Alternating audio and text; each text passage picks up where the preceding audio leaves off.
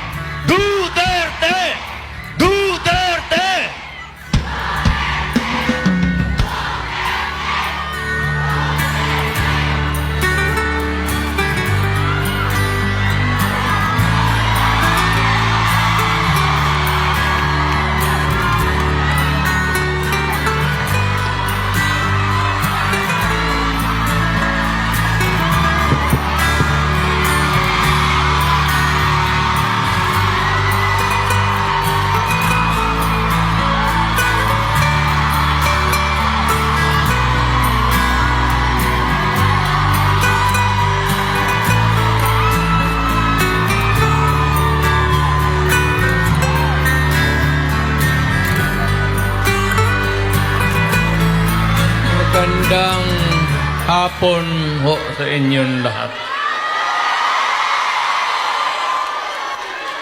Alam niyo, I do not know if you still believe in me.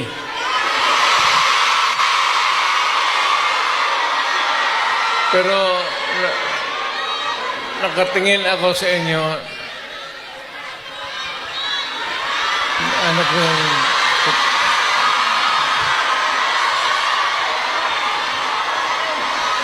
na dapat magkita-kita tayo doon sa ating bayan. Kaya lang sa sitwasyon natin ngayon, kailangan talaga pumunta tayo sa ibang bayan maghanap buhay. Pero sa akin, the fact that malayo kayo sa pamilya ninyo,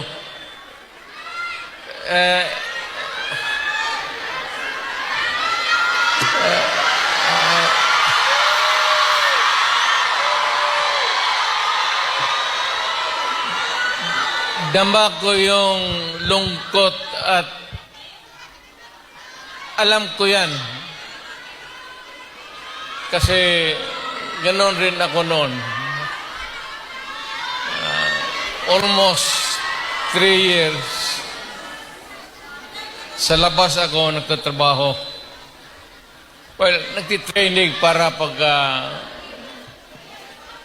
sa connection ko sa pagka-abogado. Kaya OFW, yan ang pinakamasarap magkikinig ako. OFW, mabuhay kayong lahat.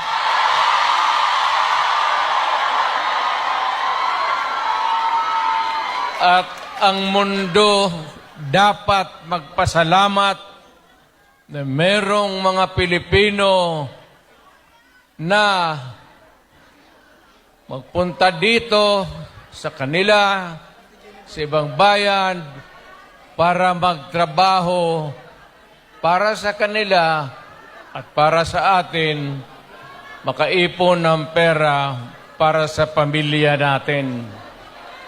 Kasi, well, you know, it would take about 7 to 10 years bago mawala itong sitwasyon natin na ganito. But in the meantime, that we are not really ready economically to provide opportunities na trabaho para sa lahat, then I said, napipilitan tayo dito maghanap ng trabaho para sa ating mga pamilya.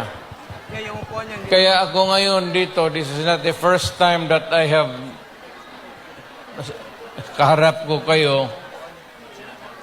Tanggapin na lang natin kung ano ang nasa palad natin at magdasal tayo na yung pagod ninyo ngayon dito ang makinabang ang mga pamilya ninyo at ang mga anak ninyo. Mabuhay kayong OFW.